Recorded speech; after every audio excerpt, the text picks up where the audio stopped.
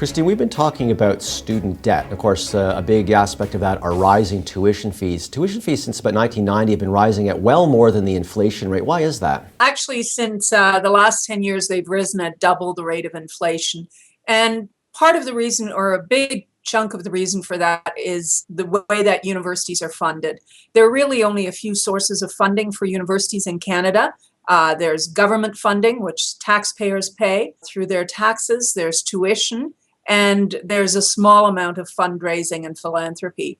So if you look back at 1991, governments actually paid 77% of the costs of a university education back then. Tuition only counted for 9%. Right now, governments pay only about 65%, but tuition is now 25% of the funding of universities. Governments are cash strapped right now. There's almost no chance realistically of them increasing funding for universities. In fact, I think we have to look at cuts. How do you see the future rolling out for tuition increases?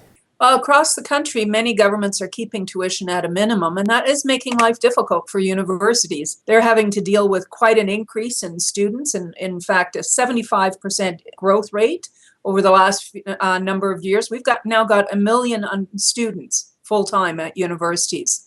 So they've had to deal with an increase in students. There's new demands for digital resources, classrooms, lab space.